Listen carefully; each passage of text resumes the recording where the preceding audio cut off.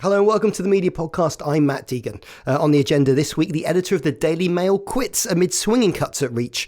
Is the paper in serious trouble? Also on the programme, the magic of drama. How did it become the cavalry to Mr. Bates and wrong subpostmasters everywhere? All that plus in the media quiz, we consider the week in news for Ed Balls, Carol Vorderman and John Oliver. That's all to come in this edition of the Media Podcast.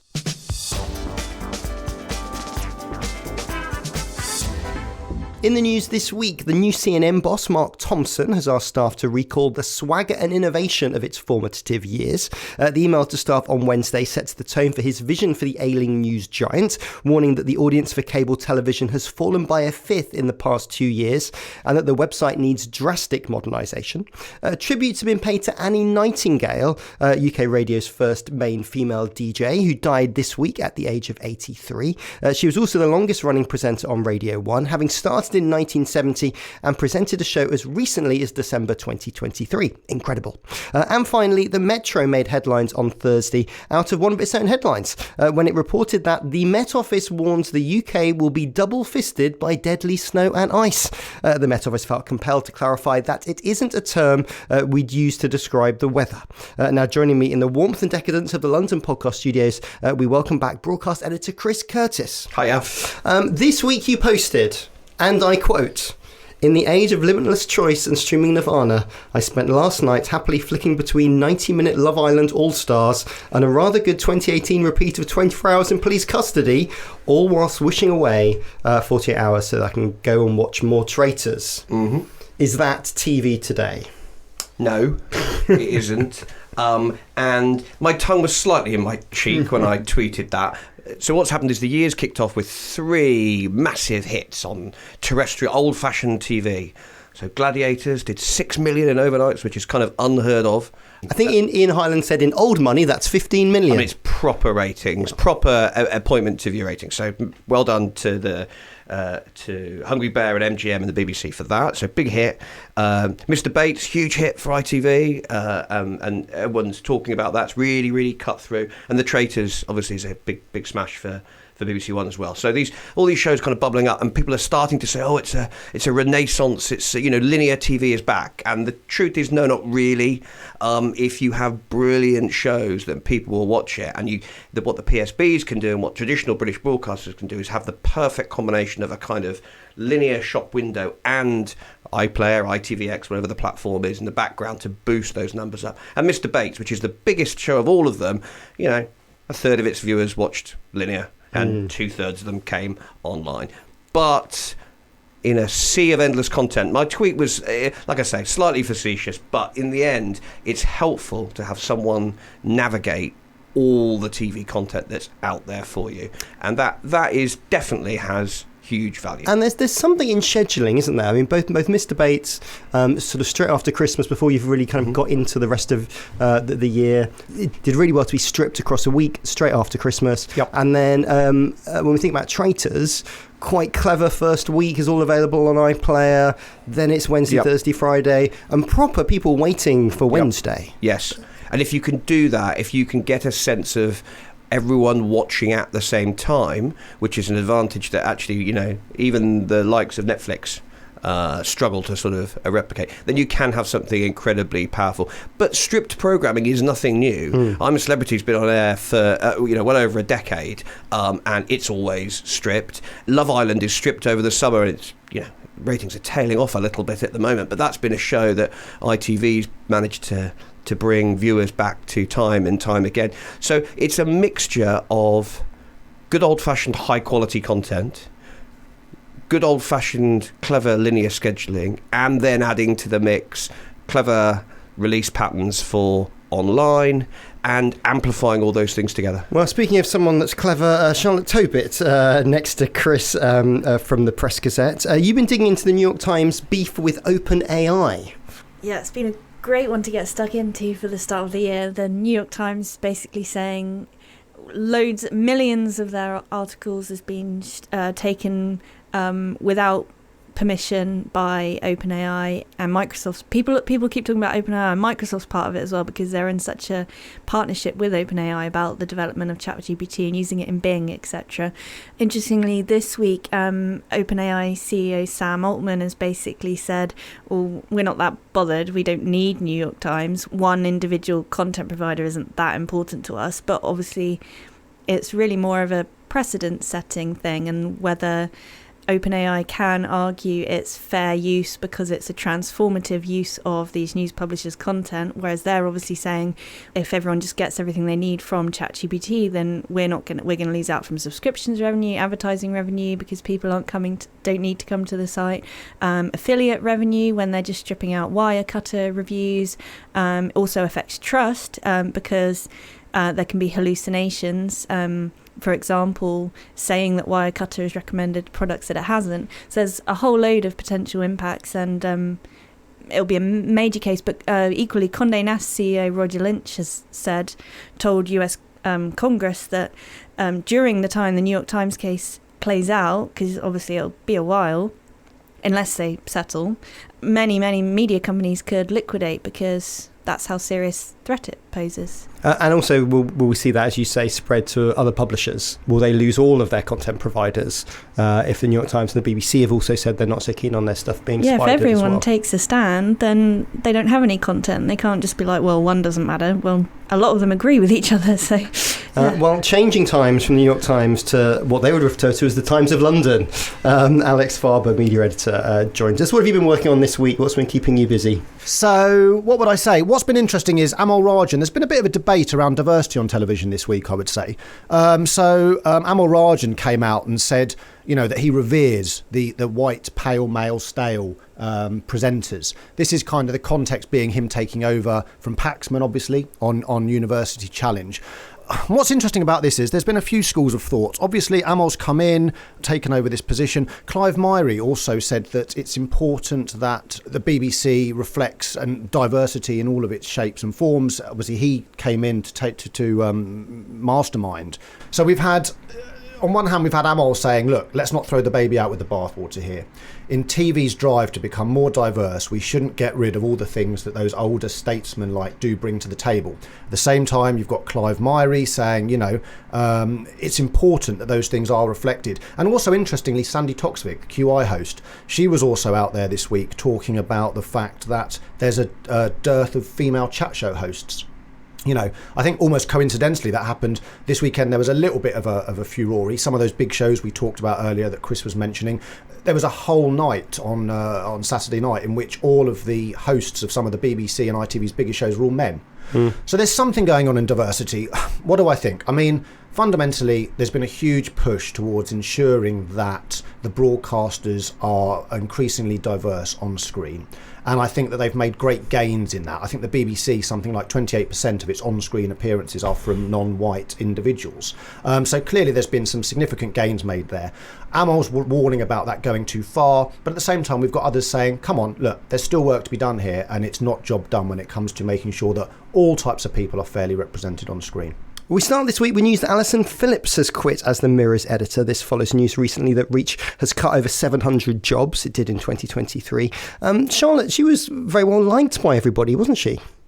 Yeah, very much. She'd been editing the Mirror for almost 6 years, and she'd been at Reach, or formerly Trinity Mirror, a long time, since the late 90s, I think it was. There have been some reports that in the recent redundancy round, she was trying to encourage some of her staff not to take voluntary redundancy because she really cared about the team and wanted to keep them. And so it was a bit of a shock for a lot of people, I think. But I understand she hasn't taken voluntary redundancy herself, which some have reported it as being like that. But I think obviously it's still right to put it in context of a lot of changes at the publisher over the past year.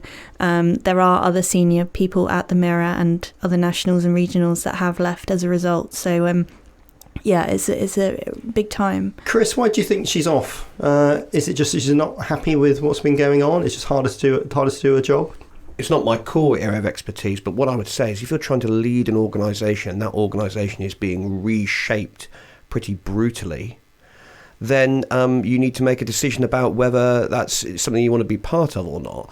And also, let's be clear, if Charlotte's understanding is she hasn't taken voluntary redundancy and she's leaving, we know what that means. It means that they've asked her to move on, and that happens. She's an incredibly well-respected figure in Fleet Street. There are not loads of Fleet Street editors who are very popular with their staff, I would necessarily sort of say, and she's part of it. But look, that's overall, you've got an organisation that's just going through huge change, and the drive to digital, is a key factor in that. But those levels of redundancies you talked about is remarkable.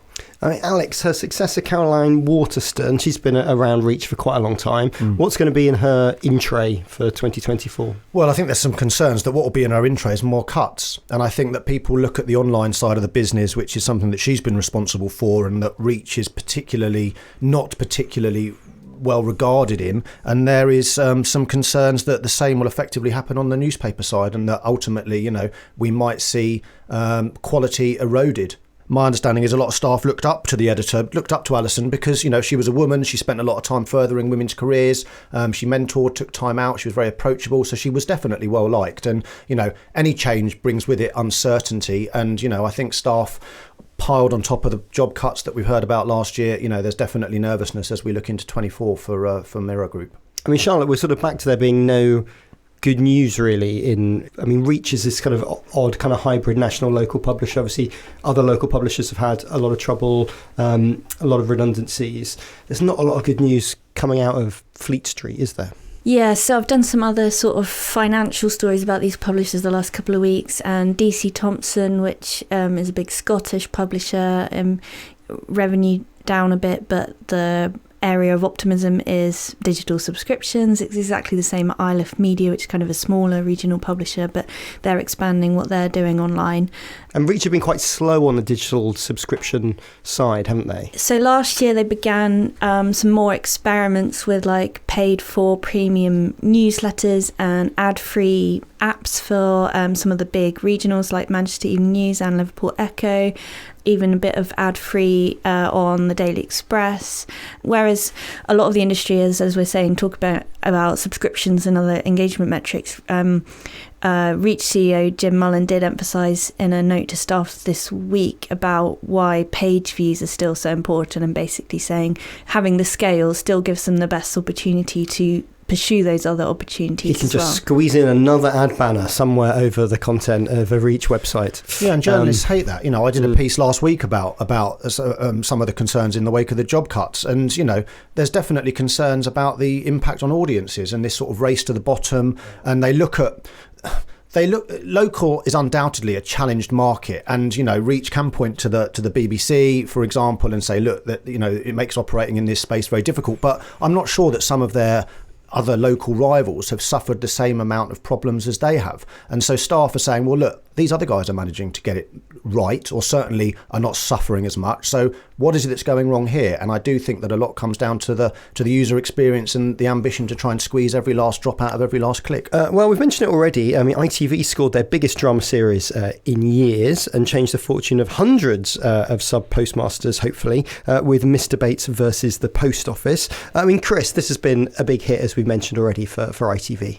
Yeah, and look, it's a lot of people have already made this point. It kind of reaffirms your belief a little bit in kind of the power of good old British telly. Because the challenge is, the Netflix of this world are unlikely to create a series for an individual market with a story like this. Yes. So there's a few things. One is factual-based drama has been a mainstay of British telly for many, many years. And there are lots of good examples where, and actually it's kind of, it's very relevant for what we're talking about. Essentially, what did they do? They built off amazing journalism, years and years of amazing journalism, lots of research. And what the drama was able to do was make the average person, average member of the British public feel the relatability of this story in a way that, if I'm honest, you look at it and the fantastic reporting on it, that hadn't quite cut through in the same way. And Another interesting thing is ITV, broadcasters will always tell you before a show launches, we don't know if this will hit or not. It's very difficult to judge. They knew.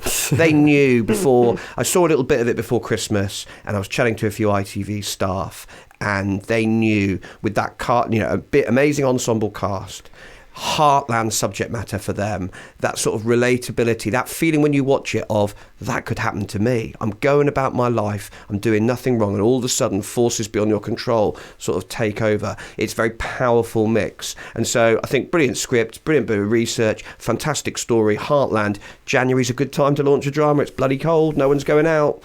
All of those things come together, very powerful. I mean, Charlotte, you listed some of the journalism timeline around the post office story, and Nick Wallace, kind of friend of the show, I saw him interviewed a few times in the last couple of weeks, and he was sort of saying, it was a tough story to get people's head round. Yeah, I mean, when you think about the fact that it started in Computer Weekly, quite a dense specialist investigation, and the reporter there who did the very first story, Rebecca Thompson, said that she expected it to get a lot more pickup because other Computer Weekly investigations had done, and it just didn't, and she was quite disappointed and disillusioned. But then after she left the title, one of her colleagues, Carl Flinders, who I spoke to, picked up the mantle, and he literally did hundreds of stories over the next decade or 15 years. And so he kept it going, heard from different postmasters. And during that time, other people gradually did as well. So Nick, as you say, various BBC outlets, and Private Eye, Richard Brooks has done it. And there was a really nice note from Alan Bates in Private Eye this week, kind of thanking them and saying that they should be saying, I told you so. So it's really nice. And yeah, it's just an amazing thing, and kind of making people realise especially the value of specialist titles. But as Chris said, that doesn't mean that journalists screwed the pooch or whatever. It just means that drama connected with people in a different way, but the drama wouldn't have been able to do that without the journalism that came first. Alex, you've been writing about kind of cuts in drama commissioning. Do you think a success like this makes all the channels think again a little bit about where their money's going? Well, let's certainly hope so. I mean, yeah, as Chris pointed out, and it's not just drama, the PSBs, the traditional terrestrial broadcasters are squeezed across the board at the moment. And, so what do? They look further afield for their funding. They look to international partners. And one issue with a very domestic story, as you said, is that international partners are not necessarily thinking, this is a story about subpostmasters and a software glitch. It's not the sexiest on the page.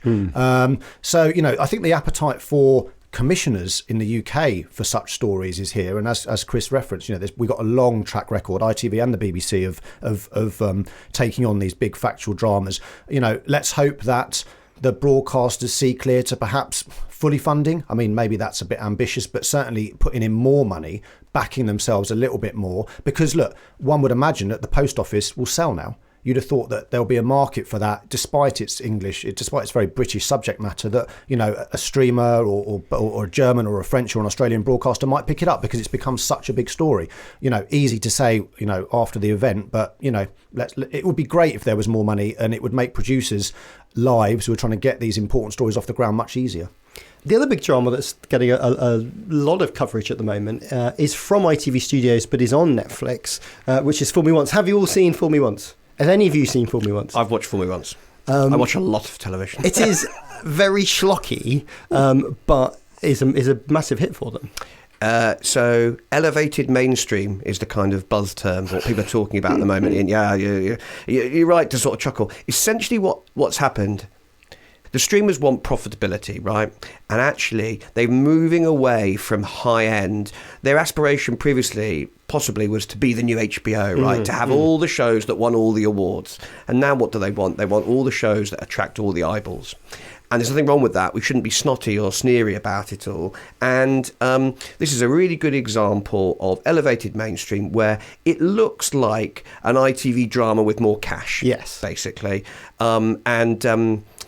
kitchen island drama is another phrase that's been used, where it's very aspirational. Everyone's got lovely houses and amazing cars and drives a Tesla. But, it's a very British cast. So what it's got is a big name author, sold loads and loads of copies of their books.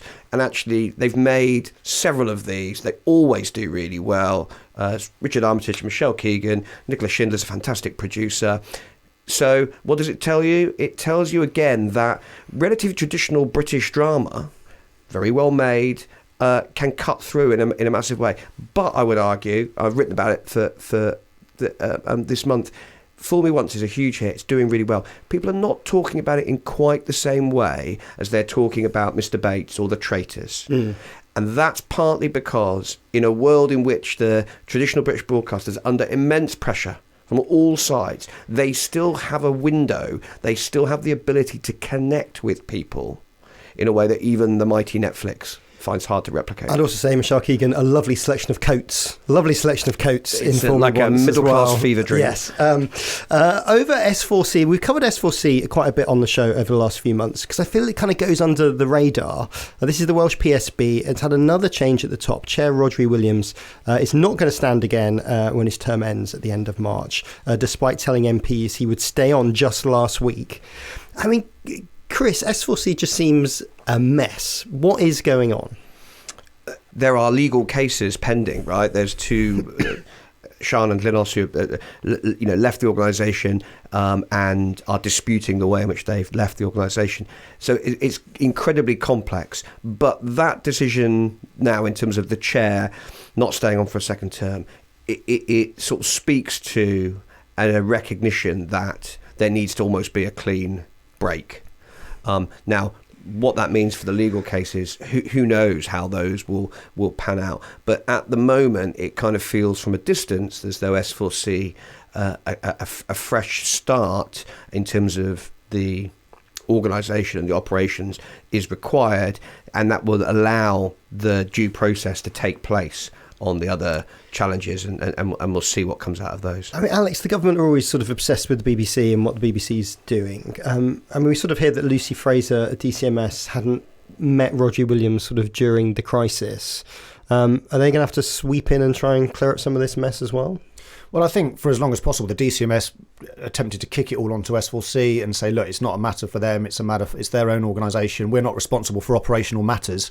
Which doesn't stop them getting involved with BBC operational matters, does it? No, certainly not on the QT. But you alluded to it in your intro there, Matt. It slightly goes under the radar. It's a Welsh language station. It still takes £90 million of licence fee funding, but it's not the BBC. It's not taking £3.5 billion of licence fee funding. I think they're just hoping to steer clear of it. It doesn't have the same profile. There has been some coverage in the press of the events, which one could argue could make the next ITV or Netflix drama themselves. At least they'd be bilingual. It would be bilingual. There's a big market. That's one of the things they talk about, exporting the Welsh language. And that's one of the things that they're holding up as the role that they play. But, it's, as I think Chris is completely right, it hasn't gone well. No one's covering themselves in particular glory. It's an unfortunate situation for a lot of individuals involved. And, the best thing, at the end, let's not forget, there's producers out there that are reliant on S4C for funding. And this instability doesn't make their lives any easier. And I think lots of people will be hoping, within and outside the organisation, will be hoping for a return to some form of stability as quickly as possible. Thanks. And we'll be back with more media news after this. Hello, it's Matt D'Ancona here.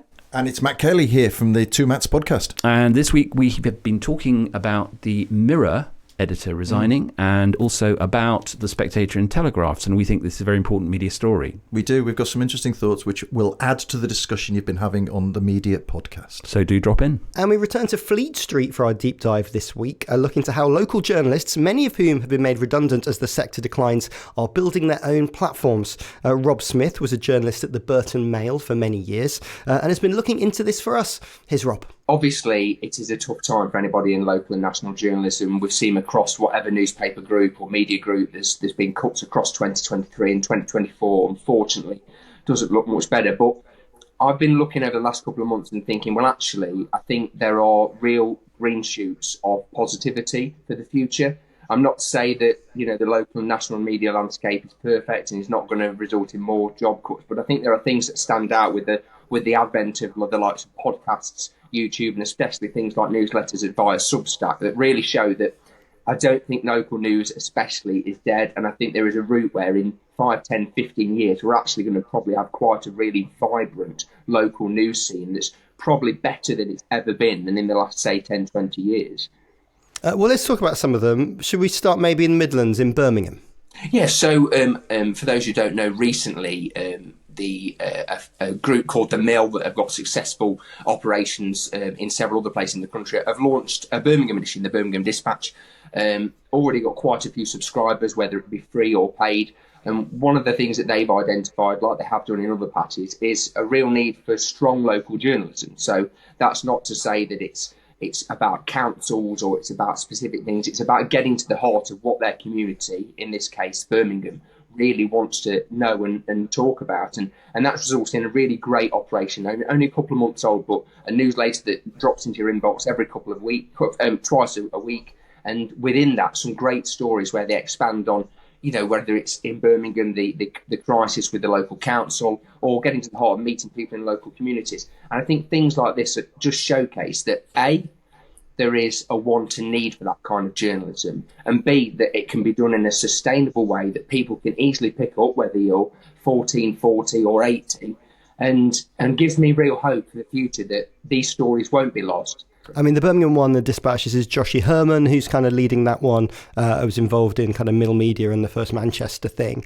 There is something about brand, isn't there? And I think sometimes local newspapers, a bit like local radio, you have a heritage which is in some ways good, but also it can be sort of a millstone around your neck, can't it? Of like, it's what your mum and dad used to read rather than what's relevant to your lives today. Yeah, especially I think with the advent of, you don't want to be like an old man pointing at clouds kind of person, but it is what you've grown up with. And I think hopefully these kind of local news brands that are emerging, which have that kind of a bit of a tech feel to them, a bit of a kind of brought up in that industry, can hopefully really engage with that kind of audience, but at the same time bring along people who've had that heritage, whether it's been with like a Birmingham Mail or a BBC Radio Derby, and build up that audience. There's no reason why it shouldn't. People have got such a strong appetite for local news and wanting to know what happens in their area. With just a bit of support, I don't see why they can't be as popular or stick in the mindset as much as a Birmingham Mail has or a Derby Evening Telegraph in the past. Also, there's the Lead, which they seem to be quite bullish and launching a lot of new titles. Yeah, well, obviously the news has come recently that they're launching 10 titles, very centred around the north. But again, like you say, a great word is bullish. And I think a commitment and a want to, again, show that that need for what people want, that it is there. And it's not just long reads. It's not just stuff that people think, oh, it's never been covered before. It's really getting to the heart of community stories and picking up where perhaps potentially there have been left a gap by current local newspaper groups where resources have been cut, journalists have been cut. So they have to be very different in the way that they look at a news list. Whereas these organisations such as the Lead or the Mill can really take a step back, talk to their communities and their readers and really get an insight into what they want to hear about and then produce good, strong quality journalism. And so there's quite a big difference, isn't there, with what traditional local news is doing, which is sort of volume. Quite a lot of that's driven by page views and obviously ad impressions on those pages. So you sort of need to sort of cover everything, can be volume driven. Whereas a lot of these are, once a week, twice a week, newsletter driven, where they're trying to round up something in a kind of one hit rather than trying to get people to open a gallery of 20 pages. Yeah, and I think that's really important, especially when you're looking to tackle, particularly big issues. So say something that will not potentially drive page views, which is, for example, in the Midlands, the ongoing crisis with the council.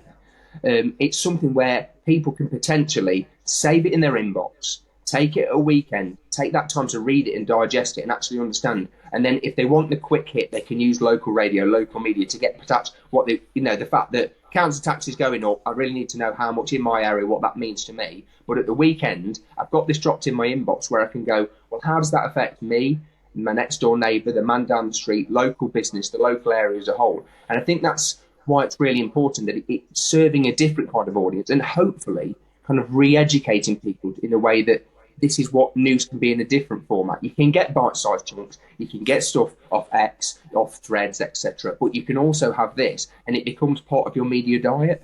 And I think that's really important. I think what's especially stuff like the Mill and the Leader doing and other Substack newsletters is where it becomes what is traditionally what a Saturday and Sunday paper would be for some people, where they take that time to sit, to relax, have a coffee, have a bite to eat, and really indulge in it and enjoy the experience again. Enjoy the experience of being able to digest news. I mean, any business that you're starting, whether it's a corner shop or a content business, you need to invest something into it, and that's both money and time. How many subscribers do you think, for some of these Substacks, you don't necessarily need loads of subscribers to start kind of covering your costs, do you? You're sort of thinking, if you're charging a $5 a month, that's maybe at 1,000 subscribers, that starts to be pretty good for a single kind of operator.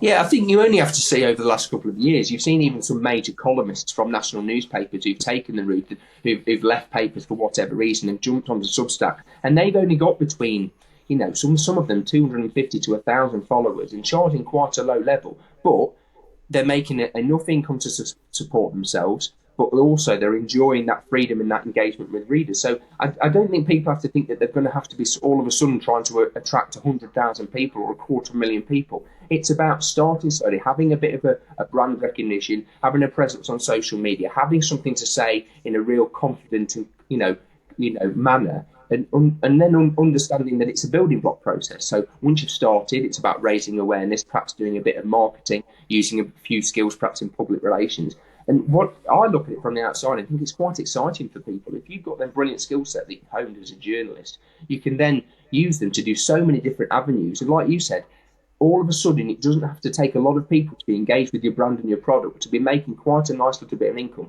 which you can then reinvest to potentially then adding a podcast or a YouTube show. And all of a sudden, you've used some great time and effort that you've put in through your training and your original years in the business to create a little niche for yourself. And there's no reason why that can't be replicated in little bolt holes across the country, whether it be on a sport, whether it's reporting on local news, or even business, where I think business journalism at a local level, there is a lot of scope to build and do a great work there, just with little investments and using that knowledge that people have gained through journalism. And again, why I come back to say that it's exciting.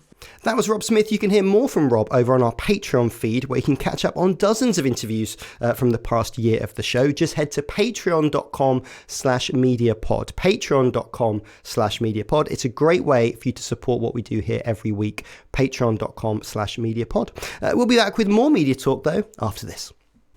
Chris, Charlotte and Alex are back for some more news in brief. And over at Channel 4, the chief there, Alex Marn, started the year warning of deep cuts to in-house staff. Alex, how many are we talking about here? Around 200 people, I think they've said. That's quite a big chunk of Channel 4's headcount. It's quite a big chunk. It's an organisation that's got 1,200 people or so in it. So, 200 is 1 in 6 or so that could be potentially affected by these changes. One could argue it's been a long time coming. I'm not sure this didn't come out of a clear blue sky. Channel 4's been warning that it's struggling. It's got an ad-funded model, so all of its income effectively comes from advertising. And over the last 12, 18 months, the advertising market has been very challenged. ITV has also had difficulties. No one is particularly surprised that it has come to this. But Chris, it's difficult, isn't it, with these cuts? They had a big push into launching offices in Leeds, but also in other parts of the country too. It's quite hard to say, hey, we're going to be everywhere when we're going to see a load of cuts, or are all these just going to come out of London? The suggestion is that the majority of the cuts will come out of London, because I think that the relocation narrative and the sort of idea of Channel 4 as a broadcaster that reflects and represents and is present in cities across the UK has been so integral to it over the last. That drive's been going on for 4 or 5 years. So I don't think they're going to pull the rug out from under that with significant cuts. What that does, of course, is it's 1 in 6 of your total workforce. If you're a Channel 4 employee in London, it's possibly going to be more than 1 in 6. And when you think about what that does to a workforce, it's very, very unsettling. And Channel 4 will be doing their best to work this through as promptly as possible, I would suspect, because they know that there are folk going into work at the moment who are deeply concerned about the future. Yeah, and I think what's particularly galling is that this comes not long after they've argued successfully that they are sustainable and shouldn't be privatised. And I think that really has raised some questions among some people as to whether that argument was ultimately correct. They are trying to diversify.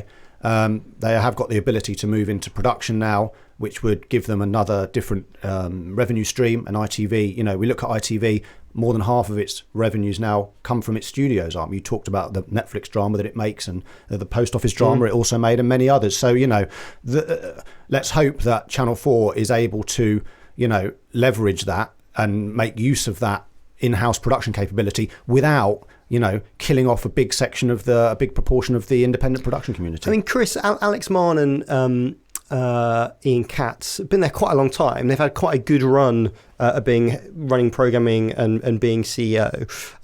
They successfully dealt with all the issues surrounding privatisation. They've got these changes now. Is their time running out of the business? Is the indie community asking or maybe encouraging there to be some changes? Look, historically, if you look at how long Channel 4 chief execs stay in post, it's often sort of 7 years, 7, 8 years, kind of feels like a sort of average duration. It's been a difficult period, and it's undoubtedly true that the commissioning slowdown, which was the sort of defining theme of 2023 for the television industry in the UK, it came hot on the heels of the indie community, the production sector, sort of going into bat for Channel 4. So the timing of that, in terms of the relationship between the indie sector and Channel 4, couldn't have been worse. It is worth saying that the state of the ad market is beyond the control of any organisation. ITV was out there last year giving a commentary on this, saying this is the worst ad recession since 2008, basically. So it is not in isolation. It is being buffeted by these forces, and the visibility of the ad market. The ad market didn't behave last year like people thought that it would. Lots of different economists and forecasters, their predictions didn't come to pass. So huge pressure, massive challenges. Whether that means there's change at the top remains to be seen. There's actually been a lot of stasis at the top of British television for a long, long time. If you look at creative leaders, I mean, these are the big beasts. They're excellent, high quality, incredibly talented, smart people. But Charlotte Moore, Kevin Lygo, Zy Bennett at Sky, they've all been in post longer than Ian Katz has. So I don't think it necessarily follows that there'll be a regime change. But Channel 4, it's fair to say, is there is so much focus now on, does the ad market pick up? Are they going to get back to commissioning in earnest? And how are they going to navigate the job cuts that are coming down the line, the extent to which that impacts on creative decision-making teams? Well, just kind of staying on indies, the BBC have revealed the beneficiaries of their small indie fund. This is 57 production companies have received cash from the BBC. It's great that more cash is going into smaller TV production companies all around the country, isn't it? Super important. Strong regionality amongst that. They're making sure they're backing companies up and down the UK. It's bloody tough at the moment. Don't know if I'm allowed to say that on the media. Of course. It's bloody tough. I think that's the polite description of how tough it is. It's really challenging. And so when organisations like the BBC are in a position to help support smaller companies in particular, it's really great that it does. In the end, what matters for those companies is business. And it's a bit like the debate always about schemes and initiatives, and people say, I don't want a scheme or initiative, I want a job. If you're a small indie, do you want to be on the Small Indies Fund? You absolutely do. But what do you hope to get out of that? As much as the money, you hope to build a relationship with the BBC, bit of FaceTime, bit of creative rapport, bring your best ideas, try and win a commission. And also you want to stop being a small indie. That's the other thing. Charlotte, do you think there's room for these sorts of schemes in news around the UK? Is there a different way to bring in money to some of these broadcasters? We've heard about new startups, things like the Manchester Mill. Should there be cash made available in a similar way for maybe some people who used to work at Reach or other places to start up their own news organisations? No, that's a really interesting question, because there have been more Manchester Mill-esque things starting up. I think even last week, Blackpool got a new newsletter called from the Blackpool Lead. Lead. Yeah. But I guess the question is, who's the money going to come from? Because you don't want it linked in any... Well, lots of people wouldn't want it linked in any way to government. BBC obviously has done things where they've funded like the local democracy reporters, and Meta has funded community news reporters in local, but they've pulled that funding as part of their big move away from news. But I think the NCJ, who ran it for them, are still looking for more funding. I think that would be great to continue, because that's so important in getting kind of what could be otherwise underreported stories. But I mean, yeah, I think the landscape across the UK would really benefit from being able to support these new news, not just newsletters. A lot of them that we talk about are newsletters. I guess, yeah, I just don't know who would be the right person or organisation to do that. Well, speaking of money, the BBC have made some money this week. They're going to be selling Elstree Studios, where it makes EastEnders and also Strictly Come Dancing. They're going to lease it back, so they'll still be producing EastEnders from there. Alex, how much do we know how much the BBC got for all of this? I think it's about £70 million, Matt. And, you know, from a day-to-day perspective, it won't make too much difference. You know, they're going to continue to operate the base, as we said. You know, it provides them with a little bit of cash at a time when they're desperate for as much money as they can get, you know, get it off the books, maybe take away some overheads. And as the BBC looks to become a more efficient, lean organisation, perhaps it does make sense that it takes away some of those big, heavyweight fixed costs and gets them off its books and is able to operate on a bit more of a nimble basis. Well, Chris, I mean, there's a huge amount of studio investment happening around Elstree. I mean, Hertfordshire is turning into UK's Hollywood. Loads of investment, and obviously the new acquirers of Elstree have said that they're interested in expanding it too. The explosion in studio space across the UK has been remarkable, and overall you would say it's a good thing. Definitely, it increases the UK's capacity to host particularly inward investment, like international shows being made here. And the skill set and the skills base that we have in this country is exceptional. And you can definitely, for example, make shows for American audiences in the UK cheaper than you can make them in the US, and to at least as high quality and potentially better. So all of that is fantastic. There is the era of peak TV, I think, is done now. You know, the recalibration of the streamers that are now chasing profitability rather than subscribers. I don't think we're going to see spending patterns in the next 10 years in quite the same way as we've seen them. Because a lot of the investment and the Netflix investment was, we are worried we're going to run out of studios to make this stuff. Precisely, and I think that potentially we're going to be making less telly overall in the coming years.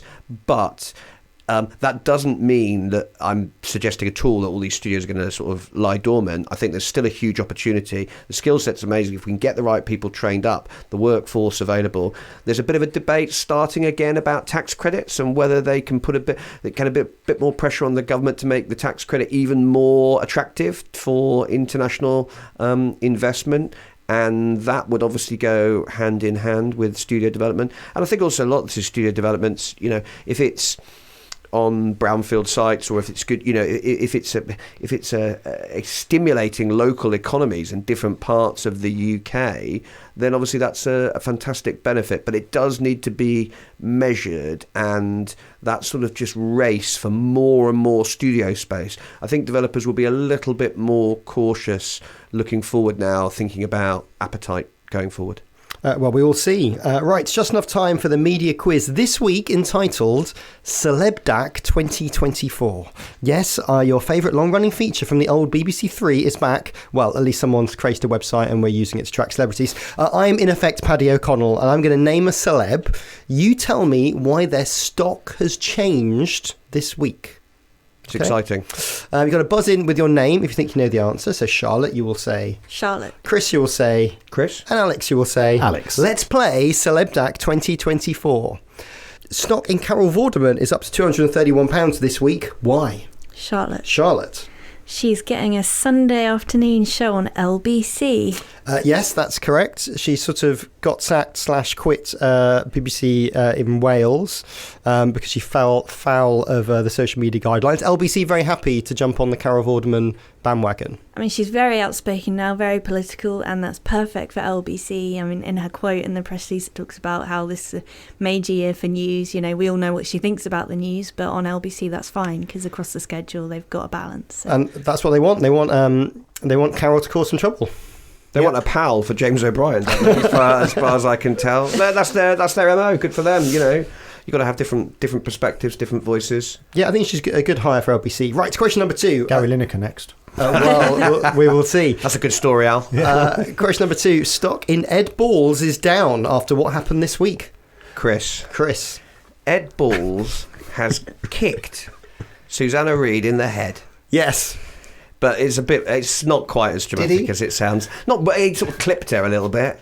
They were doing a feature, weren't they, on GMB about airlines. You know when you go on a transport and someone puts their feet up on your armrest or something and you basically want to throw them out the plane. They were kind of doing airline etiquette, and I think Ed inadvertently booted. Let's ramp it up, Al. Booted Susanna in the head. It was a lovely Guardian headline, which I think pretty much was Ed Balls kicked Susanna Reid in the head. It felt a bit like some of those race to the bottom clickbaity stories where you think you're going to get one thing and you're slightly disappointed. Would you argue that his podcast friend George Osborne's stock is on the rise? Alex.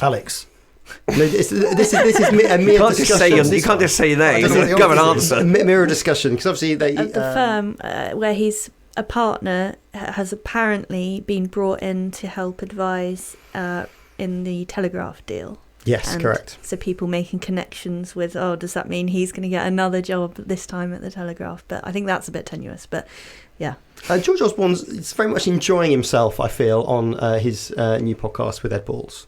And just enjoys. They're a good double act, I think. I think he just enjoys being a massive gossip. Yeah, he made a very bold prediction about the date of the election. I think he said November 16th, not long ago. And, I think that it's, they got a stint on Have I Got News For You? I think they've been picked up by that. So it's another, it's a Persephonica production.